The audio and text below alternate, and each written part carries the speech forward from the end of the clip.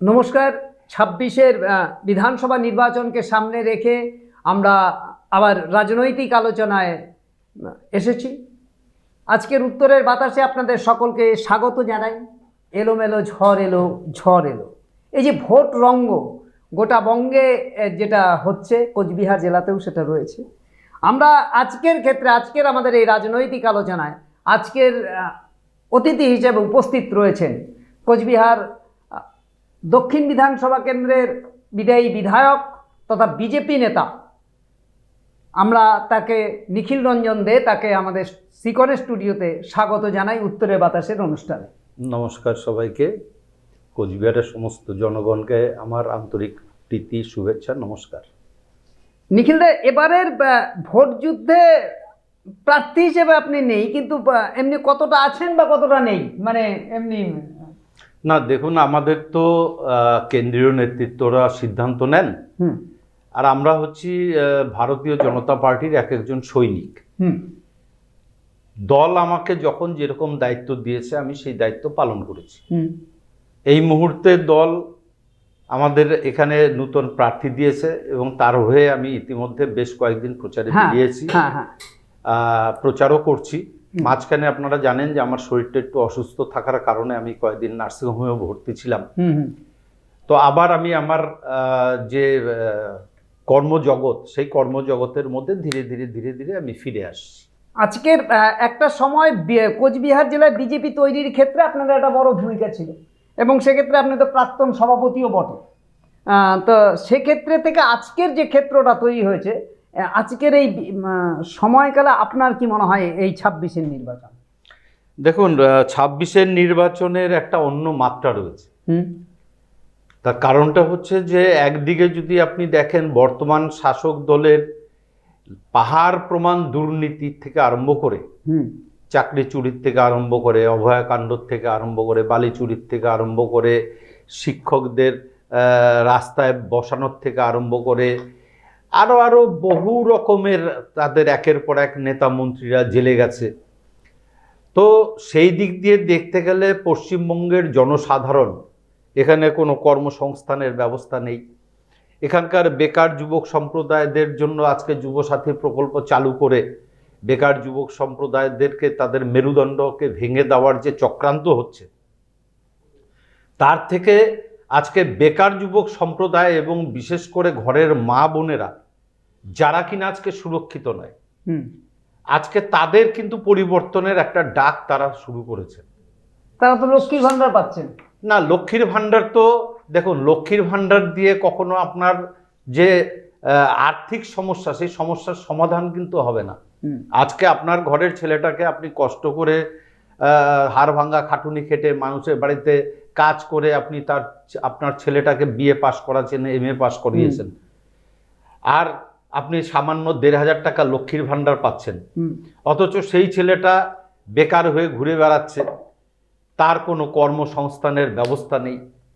ভিন রাজ্যে যেতে হচ্ছে। আজকে আমার এই পরিযায়ী শ্রমিক হয়ে আমার কুচবিহারেরই প্রায় ৩ থেকে ৪ লক্ষ পরিযায়ী শ্রমিক আছে, যারা কিনা বেঙ্গালোর, রাজস্থান, মধ্যপ্রদেশ, হরিয়ানা, বম্বে বিভিন্ন জায়গাতে তারা কাজ করে তাদের সংসার প্রতিপালিত করছে।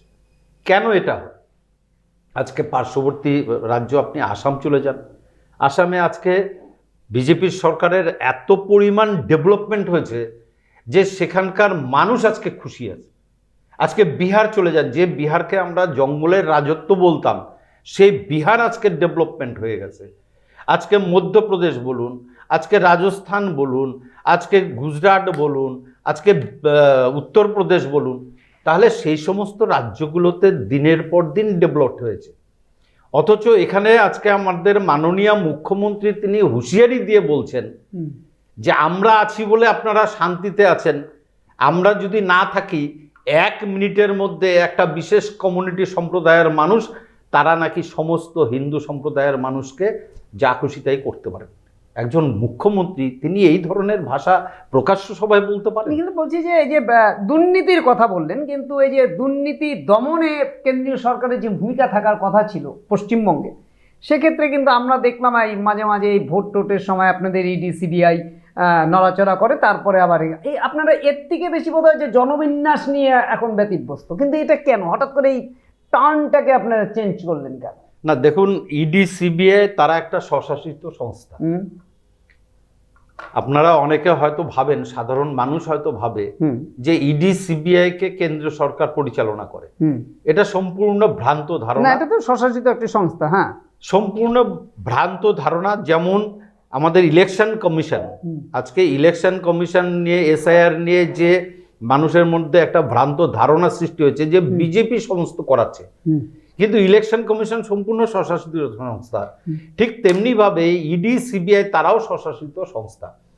তারা তাদের মতো করে তারা ইনভেস্টিগেশন করে, তারা তাদের মতো করে কেস সাজায়। একটা ইনভেস্টিগেশন এই যুগের পর যুগ, কালের পর কাল যদি হতে থাকে, নিষ্পত্তি কোথায়? দুর্নীতি দমন হবে কি করে? এটা তো আপনার যেমন মনের প্রশ্ন, এটা সাধারণ মানুষেরও মনের প্রশ্ন, এটা আমাদেরও মনের প্রশ্ন। আচ্ছা, যে একটা কেস সেটা দিনের পর দিন, যুগের পর যুগ এটা চলতে পারে না। আজকে পার্থ চট্টোপাধ্যায়ের কেসের ব্যাপারেই বলুন না কেন, সে আজকে বেল পেয়ে গেল, অথচ প্রমাণিত সত্য যে তারা চাকরি চুরি করেছে, তারা চাকরি বিক্রি করেছে, তার সমস্ত রকমের নথিপত্র যার দায় আমাদের জেলাতেও রয়েছে, যার জেলাতেও রয়েছে। তো সেই জন্য আমাদের যেটা মনে হয় সেটা হচ্ছে যে ইডি সিবিআই তাদেরকে তাদের মতো করে কাজ করতে দেওয়া উচিত। পাশাপাশি আমার এটাও ঠিক যে লং টার্ম ধরে এই কাজ চলবে, এটাও যেমন দীর্ঘস্থায়ী পরিকল্পনা, ঠিক এটাকেও আমরা কোনো মতে সমর্থন করি না। কিন্তু গত 5 বছরে আপনি বিধায়ক ছিলেন এবং খুব বেশি অভিযোগ আপনার বিরুদ্ধে নেই, কিন্তু উন্নয়নের ক্ষেত্রে এবং মানুষের সাথে যোগাযোগের ক্ষেত্রে একটা খামতি রয়েছে বলে অনেকে মনে করেন। কিন্তু এই সময়কালে আপনার উল্লেখযোগ্য কাজটা কি ছিল? দেখুন, আমি যখন বিধায়ক মানে এখনো পর্যন্ত আছি, আমি 7ই মে পর্যন্ত আমার এই টার্ম থাকবে কন্টিনিউ, 7ই মে পর্যন্ত। তো বিধায়ক থাকাকালীন অবস্থাতে আপনারা জানেন যে বিরোধী দলের বিধায়কদেরকে কোনো রকম কোনো কাজ করতে দেওয়া হয় না। আমি যেমন কুচবিহার পৌরসভার অধীনে বহু কাজ করতে চেয়েছিলাম, ড্রেনের থেকে আরম্ভ করে, রাস্তার থেকে আরম্ভ করে, বিভিন্ন যেমন 19 নম্বর ওয়ার্ড, 3 নম্বর ওয়ার্ড, আপনার 18 নম্বর ওয়ার্ড, বিভিন্ন জায়গায়, এবং সেখানকার কাউন্সিলরদেরকেও রিকোয়েস্ট করেছিলাম 1 নম্বর ওয়ার্ড যে আমার এমএলএ ফান্ডের যে টাকা, 2 নম্বর ওয়ার্ড আমার নিজের যেটা ওয়ার্ড, এমএলএ ফান্ডের টাকা আমি দেওয়ার জন্য রেডি, আপনারা প্রজেক্ট তৈরি করুন এবং আপনারা প্রজেক্ট তৈরি করে এই এমএলএ ফান্ডের টাকাটাকে ইউটিলাইজ করুন। কিন্তু তাদের পরিষ্কার বক্তব্য ছিল বিজেপির এমএলএ ফান্ডের টাকা নিয়ে তারা কোনো কাজ করবে না। উন্নয়নের ক্ষেত্রে রাজনীতি হবে কেন সেটা তারা ভালো বুঝতে পারবে, তৃণমূল কংগ্রেস। কারণ আমার পরিষ্কার এখনো মনে আছে, আমি যখন প্রথম বিধায়ক হলাম, পুটিমারি ফুলেশ্বরী অঞ্চলকে আমি 20 লক্ষ টাকা বরাদ্দ করেছিলাম সেখানকার ডেভেলপমেন্টের জন্য। পরবর্তীকালে তারা সেই টাকাটাকে ফেরত দেয়।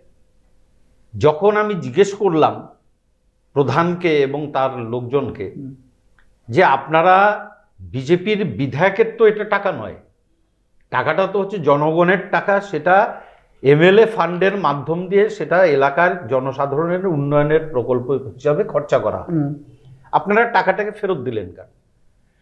পরিষ্কার তাদের বক্তব্য ছিল যে যদি আমরা এই টাকা নিয়ে কোনো কাজ করতাম তাহলে আমার প্রধানশিপ থাকবে না, এইরকম উপর থেকে তৃণমূল কংগ্রেসের কড়া নির্দেশ আছে। তাহলে সেই জায়গায় আপনারা বুঝতে পারছেন যে বিধায়ক হিসাবে আমাকে কাজ করতে হয়েছে কোথায়? বিধায়ক হিসাবে আমাকে কাজ করতে হয়েছে বিভিন্ন স্কুলগুলোতে। আমার টার্ম থাকাকালীন আপনার পাটছড়া অঞ্চলে ঢেপুরঘাট, মানসাই নদীর উপরে ঢেপুরঘাট, যে সেই ঢেপুরঘাটের ব্রিজ স্বাধীনতার পরে 75 বছরেও কেউ কোনোদিন করতে পারেনি। প্রতিবার গেছে, আশ্বাস দিয়েছে যে ব্রিজ তৈরি করে দেবে, কিন্তু সেখানকার মানুষকে কষ্ট আমি নিজের চোখে দেখে এসেছি। তারা নৌকাতে কোনো রকমে পারাপার হতো, বর্ষাকালে যে সাঁকোটা তৈরি হতো সেই সাঁকোটাও ভেঙে যেত, তাদের নৌকাতে যাতায়াত করতে হতো। আমি তাদেরকে কথা দিয়েছিলাম যে আমি বিধায়ক যদি হই তাহলে 6 মাসের ভেতরে আপনাদের এই ব্রিজ তৈরি করার ব্যবস্থা আমি করে দেব। আজকে সেই ব্রিজের উপর দিয়ে মানুষ চলাচল করছে এবং তারা দুহাত তুলে আমাকে আশীর্বাদ করেছে।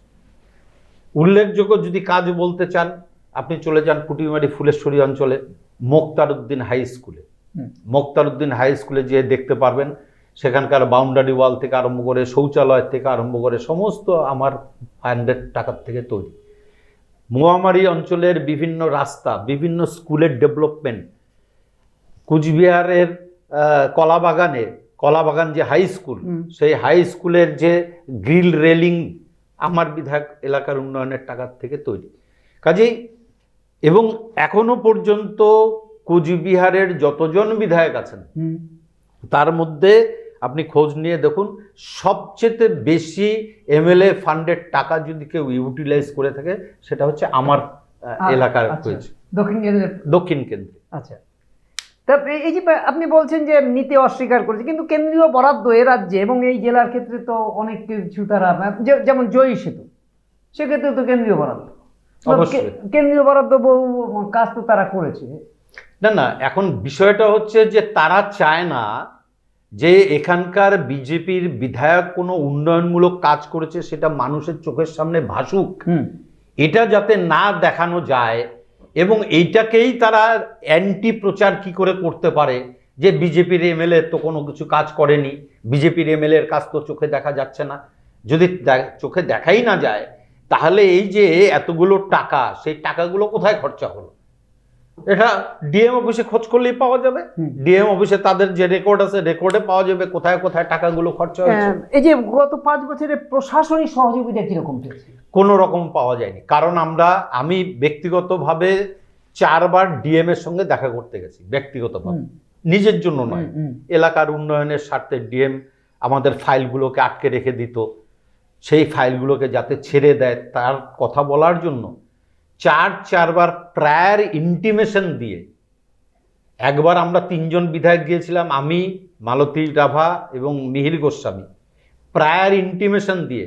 ডিএম সাহেব চেম্বারে থাকা সত্ত্বেও আমাদের সঙ্গে দেখা করেননি, 3 জন বিধায়কের সঙ্গে দেখা করেননি। আমি পার্সোনালি 2 বার তার সঙ্গে টেলিফোনে যোগাযোগ করে তার সঙ্গে দেখা করতে গিয়েছিলাম, আমাদের সঙ্গে দেখা করেননি। এবার তাহলে ভাবুন, প্রশাসনিক যে কোনো মিটিংয়ে আমাদেরকে ডাকা হতো না। আপনি জানেন যে রোগী কল্যাণ সমিতির by virtue of post chairman হয় রানিং এমএলএ, সেখানে আমাকে সরিয়ে দিয়ে এখানকার তৃণমূল কংগ্রেসের জেলা সভাপতিকে করা হয়েছে।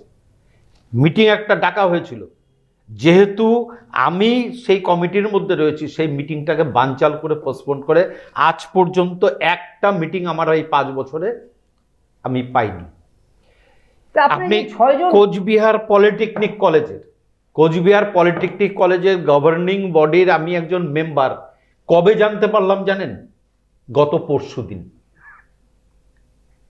ভাবতে আশ্চর্য লাগে, কোচবিহার পলিটেকনিক কলেজের গভর্নিং বডির আমি একজন মেম্বার, সেটা আমি জানতে পারলাম গত পরশুদিন। কিভাবে না, প্রিন্সিপাল আমাকে চিঠি দিয়ে রিকোয়েস্ট করেছে মেলে যে আপনি এখন আর যেহেতু বিধায়ক থাকবেন না, আপনার রেজিগনেশন লেটারটা এমসিসি লাগু হয়ে যাচ্ছে, তার জন্য রেজিগনেশন লেটারটা পাঠিয়ে দেবেন। আপনি কি রেজিগনেশন লেটার দেবেন?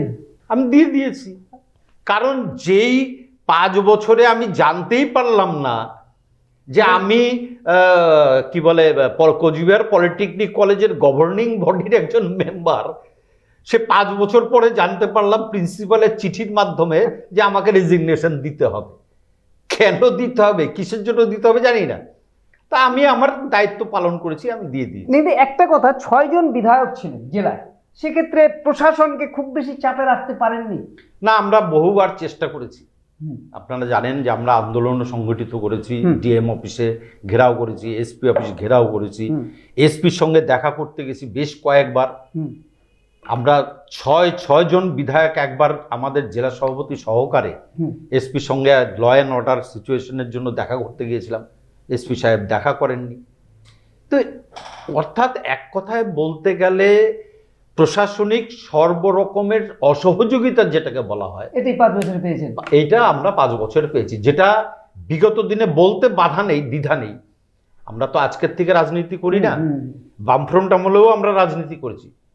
এই ধরনের মানসিকতা, প্রশাসনিক যে এই যে দ্বিচারিতা, এই ধরনের মানসিকতা আমরা কিন্তু বামফ্রন্ট আমলেও পাই। যে বিষয়টা নিয়ে যে 26-এর নির্বাচন কি হতে পারে কোচবিহার জেলায় এবং রাজ্যে, আপনি তো দেখুন, আমি তো প্রথমেই বললাম যে 26-এর নির্বাচন একটা অন্য মাত্রা আছে। মানুষের মনের ভেতরে যে ক্ষোভ, ব্যথা, বেদনা, আমরা যখন বিভিন্ন জায়গায় যাই, ট্রামে বাসে যখন কলকাতাতে আমাদের বিভিন্ন সময় যেতে হয় কাজ করতে, তাতে করে আমরা দেখেছি, এবং শুধু তাই নয়, যে স্ট্যান্ডিং কমিটির বিভিন্ন মিটিংগুলোতে আমাকে যেতে হতো বিভিন্ন জেলায়, তো সেখানেও যে আমরা মানুষের সঙ্গে কথা বলে দেখেছি, মানুষের মনের ভেতরে কিন্তু একটা অন্যরকম আবেগ তৈরি হয়ে গেছে, যেটা বাইরে হয়তো তারা প্রকাশ করতে সাহস পাচ্ছে না, কোথাও কোথাও হয়তো প্রকাশ হচ্ছে। সেই জায়গায় দাঁড়িয়ে 2026-এ এখান থেকে এই আবেগকে কি আপনি ভোট বাক্স পর্যন্ত নিয়ে যেতে পারবেন? অবশ্যই হবে। কারণ হচ্ছে যে একটা জিনিস দেখুন, বিগত দিনে আমরা দেখেছিলাম টিএন সেশনের আমলে যে ইলেকশন কমিশন কাকে বলে, টিএন সেটা তো তার সময়কার থেকে আমরা জানতে পারলাম। বর্তমানে আমাদের এই যে জ্ঞানেশ কুমার, যিনি কিনা আমাদের ইলেকশন কমিশনার, তিনিও কিন্তু চেষ্টা করে চলছেন যে কিভাবে ফ্রি অ্যান্ড ফেয়ার ইলেকশন করা যায়, তার জন্য যত রকমের ব্যবস্থা গ্রহণ করার সমস্ত রকমের ব্যবস্থা। বড় অভিযোগ এসআইআর করে তিনি, মানে না, এসআইআর কিন্তু এই যে আজকে নতুন হচ্ছে এসআইআর তেমন নয়, আপনি অন্যান্য রাজ্যেও তো এসআইআর হচ্ছে, কোথাও দেখেছেন এই ধরনের গন্ডগোল, হট্টগোল, এসআইআর নিয়ে নানান রকম বিক্ষোভ প্রদর্শন? না, এসআইআর এর নাম কাটা গেছে, বিহারে অভিযোগ বৈধ নাগরিকদের নাম কাটা, বিহারেও এসআইআর হয়েছে, সব জায়গাতেই এসআইআর হয়েছে, বৈধ নাগরিকদের নাম কাটা গেছে। বৈধ নাগরিকদের নাম কাটা গেছে এমন তো কোনো বিষয় নাই, কারণ এখনো পর্যন্ত ট্রাইব্যুনালের আজকের থেকে যেটা কথা আছে যে ট্রাইব্যুনালের আপিল করার সময় আছে, এখনো পর্যন্ত ইলেকশন কমিশন বলছে যে 4 এপ্রিল পর্যন্ত সমস্ত ট্রাইব্যুনালে তাহলে কি আপনি বলছেন যে এই যে এসআইআর নিয়ে যে আন্দোলন, এটা একটা রাজনীতি? মানে অবশ্যই মমতা বন্দ্যোপাধ্যায় যখন দেখছেন যে তার পায়ের তলার মাটি সরে যাচ্ছে, তখন এই এসআইআরটাকে নিয়ে সে নতুন করে নাটক করা শুরু করেছে। এটাকে নাটক প্রতিবার সে ইলেকশনের আগে একটা না একটা নাটক তৈরি করে। এর আগেও আপনারা দেখেছেন পায়ের মধ্যে ব্যান্ডেজ বেঁধে ঘুরে বেড়ানো। পা ভেঙে গেলে কি করবেন? না, পা ভেঙে গেছে, কি হয়েছে সেটা আপনিও জানেন, আমিও জানি, সারা পশ্চিমবঙ্গের লোকও জানে। তো সেই জন্য এবার তার অন্য কোনো নাটক যেহেতু চলবে না, আর সেই কারণের জন্য এবার এসআইআরটাকে হাতিয়ার করে তারা ময়দানে নামতে চেয়েছে। আপনি দেখুন, গত পরশুদিন ঘুঘুমারিতে এসআইআর এর নাম করে যে বিক্ষোভটা দেখানো হয়েছে, আজকে সেখানে তৃণমূল কংগ্রেস নিজেরাই ওখানে আটকে পড়েছে, দেবের গাড়ি প্রচারে যেতে বাধা পেয়ে গেছে। এতে করে মানুষের হয়রানি হচ্ছে। যদি প্রকৃত কেউ এখানকার বৈধ নাগরিক হয়, ইলেকশন কমিশন পরিষ্কার বলেছে বৈধ নাগরিকদের একজনেরও নাম বাদ যাবে না, তাহলে আমি কেন সেটা নিয়ে আন্দোলন করব? আমার যদি কাগজপত্র ঠিক থাকে তাহলে আমার তো ভয়ের কোনো কারণ নেই। যাদের কাগজপত্র ঠিক নেই তাদের ভয়ের কারণ আছে। আমাদের পরিষ্কার বাংলা একটা কথা, ওপার বাংলার থেকে যে সমস্ত মুসলিম সম্প্রদায়ের মানুষ, রোহিঙ্গারা এপার বাংলায় এসে আশ্রয় নিয়ে আছে, তাদেরকে পশ্চিমবঙ্গের থেকে বিতাড়িত আমাদেরকে করতে হবে। অবৈধভাবে যারা আছে, অবৈধভাবে যারা, একটা রোহিঙ্গার খোঁজ পাওয়া যায়নি তো। সে তো কে রোহিঙ্গা, কে সেটা তো আপনারা যেটা নিয়ে একবারে সেই তুঙ্গে তুললেন প্রচার, সেটা কিন্তু হাইজ্যাক করলো তৃণমূল। বিএলও সব জায়গায় আপনারা বিএলও দিতে পারেন। আচ্ছা, বিএল এর কথা বলছেন তো, বিএলও যারা হয়েছে আপনারা জানেন যে প্রত্যেকটা জায়গাতে বিএলও হয়েছে তৃণমূল কংগ্রেসের আশ্রিত কোনো না কোনো সরকারি কর্মচারী হোক, স্কুল মাস্টার হোক। আজকে তারা কি করেছে, তারা ইচ্ছাকৃতভাবে এই যে ডিসক্রিমিনেশনের যে ব্যাপারগুলো দেখতে পাচ্ছেন, ইচ্ছাকৃতভাবে তারা এই কাজগুলো না, করেছে। এটা আপনারা কবে বুঝতে পারলেন? এই যে আপনি অভিযোগ না, এটা অনেকদিন আগেই আমরা বুঝতে তখন পেরেছি, এবং আপনারা কেন তাই নিয়ে আমাদের অনেক আন্দোলনও হয়েছে বিভিন্ন জায়গায়। আপনারা দেখেছেন যে এসআর ফর্ম 7 নিয়ে আমরা যখন জমা দিতে যাচ্ছিলাম, তখন আমাদের বিরুদ্ধে নানান রকম লাঠি সোটা নিয়ে, এই কুচবিহারের এসডিও অফিসের সামনে লাঠি সোটা মানে নিয়ে, এটা কি তাহলে তৈরি করা একটা ফাঁদ? একদম পরিষ্কার পরিকল্পিতভাবে ফাঁদ। সেই ফাঁদে মানুষ কিন্তু পা দেবে না। আজকে আপনি একটা সাধারণ মানুষকে দেখান যে কিনা বলছে যে আমার এসআইআর এর নাম বাদ গেছে, আমার পূর্বপুরুষ পিতৃপুরুষ এখানে ছিল, সমস্ত তৃণমূল কংগ্রেসের লোকজনদেরকে নিয়ে এসে নানান জায়গায় এই ধরনের হুজ্জুতি করানো শুরু করে। না, গোটা কুচবিহার জেলা জুড়ে বিক্ষোভ হচ্ছে প্রতিদিন সারা হচ্ছে। পশ্চিমবঙ্গ জুড়েই হচ্ছে। কারা করছে? কারা করছে? যাদের নাম বাদ যাচ্ছে।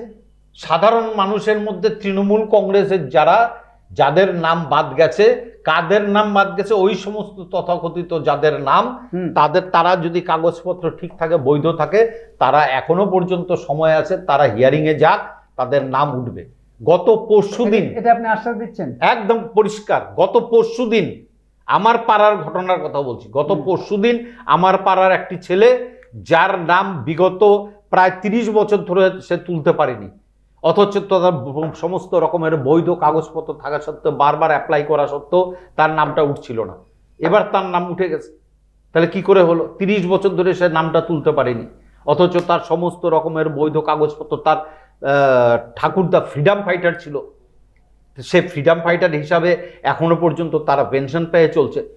তার ভাস্তা মানে তার নাতির নামটা এতদিন পর্যন্ত ওঠেনি। এই গত 3-4 দিন আগে তার নামটা উঠে গেল। কি করে হলো? অর্থাৎ কিনা কাগজপত্রগুলোকে ইচ্ছাকৃতভাবে এখানকার যারা বিএলওরা, তারা ইচ্ছাকৃতভাবে এই নানান রকম ডিসক্রিমিনেশন করে একটা হুজ্জুতি বাঁধিয়ে দিয়ে মানুষের কাছে তারা ভালো শাস্তি চাইছে। এগুলো বলছি যে আসন্ন নির্বাচন এবং ফুল ফাইটের একটা পরিবেশ তৈরি হয়ে গেছে তৃণমূলের সাথে। কোচবিহার যদি আমি বিন্যাসটা দেখি, তবে দেখবো যে কোচবিহারে এখন একটা হাওয়া বইছে। আপনারা 24-এর লোকসভা নির্বাচনে পরাজিত হলেন, তার মানে গ্রাফ তো নিচের দিকে নামলো আপনাদের। তার আগের 19-এর লোকসভাতে আপনাদের এমপি সিট ছিল, এবং মানে 6 জন কেন 7 জন এমএলএ ছিল 9 আসনের মধ্যে যদি ধরা হয়। তাহলে এই জায়গাটায় যে গ্রাফ নেমে গেল লোকসভা নির্বাচনে, আপনাদের পরাজিত হলো, এটা কি সাংগঠনিক কোনো দুর্বলতা? না, দেখুন, এক একবার ভোটের সমীকরণ এক এক রকম হয়। 2019-এর ভোটের যে সমীকরণ ছিল, সেটা 2024-এ হয়তো আমরা সঠিকভাবে সেটাকে ইমপ্লিমেন্ট, যেটাকে বলা হয়, করা।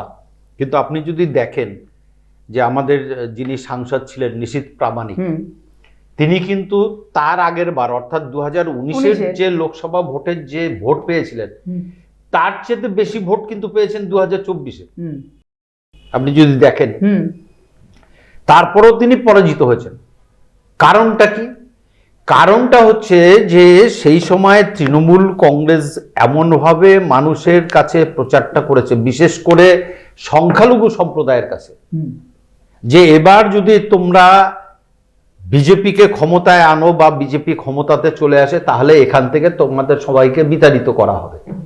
এই যে সংখ্যালঘু সম্প্রদায়ের মানুষের ভেতরে একটা ভয়, সেই ভয়ের ফলে তারা সমস্ত ভোট একদম তৃণমূল কংগ্রেস। এটা আপনারা কেন আপনাদের সংগঠন দিয়ে এটার পাল্টা কিছু দিতে পারলেন? এবার আমি বলি, এবার 2026-এর ইলেকশনে আপনারা দেখতে পাচ্ছেন যে একদিকে হুমায়ুন কবির, কুচবিহারে যদি বলি খোকন মিয়ার থেকে আরম্ভ করে, খোকন মিয়ার মতো যারা পুরনো রাজনীতিবিদ, রবি ঘোষের মতো যারা পুরনো রাজনীতিবিদ, তাদেরকে যেভাবে সাইড করে দেওয়া হয়েছে, সেই জায়গায় দাঁড়িয়ে কিন্তু আজকে সংখ্যালঘু সম্প্রদায় তারা চিন্তিত। তারা এতদিন পর্যন্ত অন্ধবিশ্বাসের মতো তারা তৃণমূল কংগ্রেসের দিকেই ঝুঁকেছিল, কিন্তু আজকে তারা বুঝতে পারছে যে তাদেরকে নিয়ে শুধুমাত্র ভোট ব্যাংকের রাজনীতি করা হচ্ছে, তাদের ডেভেলপমেন্টের জন্য, তাদের উন্নয়নের জন্য কিন্তু কোনো চিন্তা ভাবনা করা হচ্ছে না। আপনি পার্শ্ববর্তী রাজ্যে চলে যান, আসামে আপনি জানেন যে এখানকার চিফ মিনিস্টার হেমন্ত বিশ্ব শর্মা, তিনি সমস্ত মাদ্রাসা ওখানে বন্ধ করে দিয়েছেন। তার পরিষ্কার একটা কথা, এখানে মাদ্রাসাতে যে শিক্ষা লাভ হয় তার চেয়ে আমার এখানে যদি ডিগ্রি কলেজ হয়, আমার এখানে ডাক্তারি যদি হয়, ইঞ্জিনিয়ার হয়, তাতে করে অনেক বেশি লাভবান হবে। সেখানকার সংখ্যালঘু সম্প্রদায়ের মানুষরা তারা আজকে বুঝতে পেরেছে, আর তাই আজকে হেমন্ত বিশ্ব শর্মা মামা মামা বলে তারা ওখানে সংখ্যালঘু সম্প্রদায়ের মানুষও পর্যন্ত তারা কিন্তু দুহাত তুলে সমর্থন করছে হেমন্ত বিশ্ব শর্মাকে। পশ্চিমবঙ্গেরও সংখ্যালঘু সম্প্রদায়ের মানুষ বুঝতে পারবে আজকে নরেন্দ্র মোদীর যে ডেভেলপমেন্ট অন্যান্য রাজ্যগুলোতে, যেগুলোতে ডবল ইঞ্জিন সরকার চলছে, হোয়ারাজ আজকে আমাদের পশ্চিমবঙ্গ আমরা 8 লক্ষ কোটি টাকা ঋণের দায়ে জর্জরিত। আজকে এখানকার একটা সাধারণ ঘরের ছোট বাচ্চা শিশুও যদি জন্মগ্রহণ করে, তার মাথার উপরে 60 থেকে 70 হাজার টাকা ঋণ নিয়ে এসে জন্মগ্রহণ করছে। তাহলে আমরা দিন দিন কি খালি পিছিয়েই যাব? এখানে আজকে বলতে বাধা নেই, আমি একদম অন ক্যামেরাতে বলছি, প্রকাশ্যভাবে বলছি, মন্ত্রীর নাম বলবো না। এর মধ্যে কলকাতাতে আমাদের যে এমএলএ হোস্টেল ক্যান্টিন আছে, সেই ক্যান্টিনে এক মন্ত্রীর সাথে আমার কথা হচ্ছিল, বর্তমান শাসক দলের মন্ত্রী। আমার একটা প্রকল্প, তাকে ফাইলপত্র সমস্ত জমা দিয়েছিলাম আমার বিধানসভা এলাকার জন্য। তো আমি যখন তাকে জিজ্ঞেস করলাম যে দাদা আমার ফাইলটা কি হলো, তো বলছে যে কোন ফাইলটা? তখন আমি বললাম যে অমুক ফাইলটা। বলো হ্যাঁ হ্যাঁ হ্যাঁ মনে পড়েছে। এবার পরিষ্কার এই ভাষাতে বলছে, সরকারের কাছে টাকা নেই, কোত্থেকে করবে? এত দাম খরচ হচ্ছে, টাকা নেই। এটা বিশেষ মন্ত্রীর কথা, আমি নাম বলবো না কোন মন্ত্রী। তাহলে ভাবুন যে একজন মন্ত্রী, আমি অন ক্যামেরাতে বলছি এই কথা, একজন মন্ত্রী তিনি এই কথা বলছেন যে সরকারের কাছে টাকা নেই, সরকার চলছে হাওয়ায়, কোথার থেকে ডেভেলপমেন্ট হবে? কিন্তু লক্ষ্মীর ভান্ডার করে 1,500 টাকা দাও, ওই যুবশ্রীকে টাকা দাও, অমুককে টাকা দাও, টাকা দিয়ে দিয়ে ভোট কেনো, আর ভোট কিনে জিতে আবার 5 বছরের জন্য এখানকার মানুষকে গাড্ডায় ফেলে দাও, আর সেই মানুষ আজকে সেই পথে, ভুল পথে যাবে না। এই নির্বাচন, গত নির্বাচনে আমরা দেখলাম 21-এর নির্বাচন শীতলকুচি কাণ্ড একটা বড় ঘটনা হয়ে দাঁড়িয়েছিল। বলা হয় রাজ্য রাজনীতির পট পরিবর্তন হয়েছিল শীতলকুচি কাণ্ডের জন্য। আপনারা এবার কি মনে করছেন, ফ্রি অ্যান্ড ফেয়ার ইলেকশন হবে? দেখুন, এখন পর্যন্ত ইলেকশন কমিশন যে পদক্ষেপগুলো গ্রহণ করেছে তা সবটাই আমরা পজিটিভ বলেই মনে করছি। কারণ এবার ওয়েবকাস্টিং যেটা হবে প্রত্যেকটি বুথে, এবং 24 আওয়ার্সের ওয়েবকাস্টিং হবে, এক। দ্বিতীয় হচ্ছে কোনো প্রেমিসেসের ভেতরে বা বুথের ভেতরে কোনো রাজ্য সরকারের পুলিশ থাকতে পারবে না। কেন্দ্রীয় বাহিনীর যারা প্যারামিলিটারি ফোর্স, তারা কেন্দ্রীয় বাহিনী থাকলেই সেটা স্বচ্ছ হবে বা এই হবে, এর কি কোনো না? যেহেতু ওয়েবকাস্টিং এর ব্যাপারটা রয়ে যাচ্ছে, যদি কোথাও মনে হয় যে সেখানে কোনো ডিসক্রিমিনেন্সি হয়েছে, তাহলে সেখানে আবার রিপোল করা হবে, পরিষ্কার ইলেকশন কমিশন বলে দিয়েছে। কেন্দ্রীয় বাহিনী ছিল, বিভিন্ন জায়গায় ছিল না, এর আগের কেন্দ্রীয় বাহিনীকে পরিচালনা করা আর এবারের কেন্দ্রীয় বাহিনীকে পরিচালনা করা, মনিটরিং করা সম্পূর্ণ কিন্তু আলাদা। কারণ তাদের পুরো ট্র্যাকিং সিস্টেম থাকবে তার সাথে। তাদেরকে আপনারা দেখতে পাচ্ছেন যে এর আগে গতবার আমরা বারবার বলেছিলাম যে নিশীথ প্রামাণিক যখন 2024-এর নির্বাচনে অবতীর্ণ হয়েছিল, আমি নিশীথ প্রামাণিককেও বারবার বলেছিলাম যে এই ডিএম যদি থাকে তাহলে এখানে কোনো মতে ফ্রি অ্যান্ড ফেয়ার ইলেকশন হতে পারে না। কাউন্টিং হলের ভেতরে আমরা কি দেখতে পেলাম? আমাদের ঘুঘুমারির বিষ্ণুদা বলে একজন অনন্ত দে নাম তার। সে যখন 7C ফর্ম নিয়ে ভেতরে গেল, ভেতরে যাওয়ার পরে যখন বলছে যে এই ইভিএম মেশিনের সাথে তার 17C ফর্ম মিলছে না, কাজে এই ইভিএমটাকে কাউন্টিং করা যাবে না, সেই ডিএম তাকে সেখান থেকে অ্যারেস্ট করে নিয়ে 3 দিন হাজতে আটকে রেখে দেয়। ভাবতে পারেন যে যেখানে আমার 17C ফর্ম যখন নাকি ইলেকশন শেষ হয়, যখন সিল ছাপ্পর করা হয়, তখন ওখানকার যিনি প্রিজাইডিং অফিসার থাকেন সমস্ত পলিটিক্যাল পার্টিকে একটা করে ফর্ম দেন। সেই ফর্ম এবং ইভিএম মেশিনের সাথে মিলিয়ে ট্যাগ মিলিয়ে তবে কিন্তু কাউন্টিং শুরু হয়। অথচ আমরা নিশীথ প্রামাণিকের সময় দেখলাম এরকম ভাবে আমাদের 3-4 জনকে সেখান থেকে হল থেকে কাউন্টিং এর মধ্যে গন্ডগোল করা হয়। এটা কোথায়? 24-এর লোকসভায়। 24-এর লোকসভায় আমি বারবার করে নিশীথ প্রামাণিককে বলেছিলাম যে এইটা নিয়ে অবজেকশন জানাতে। তো এই ধরনের একটা অভিযোগ, এত বড় একটা অভিযোগ, আপনারা কেন্দ্রীয় সরকারে ছিলেন, আপনারা এই করবেন না? বারবার বলেছি কেস হয়েছে, এটার জন্য কেস হয়েছে, কিন্তু আপনারা জানেন যে কেস তো লং টার্ম চলতে থাকে। বলছি যে নিখিল, একবার আমরা শেষের দিকে যাচ্ছি একদম, বলছি যে আপনি সহ 4 জন ক্যান্ডিডেট মানে বদল করা হলো কোচবিহার জেলার ক্ষেত্রে, 4 জন কেন, দিনহাটাতেও নতুন ক্যান্ডিডেট। তো এই যে বদল করে একটা ই করা হলো, এতে আপনাদের জেলার ক্ষেত্রে কতটা কি? না দেখুন, আমরা ভারতীয় জনতা পার্টি একটা নীতিতে বিশ্বাস করি যে আমাদের কেন্দ্রীয় নেতৃত্ব তারা সব সময় আমাদের যোগ্য ক্যান্ডিডেটকে তুলে আনেন।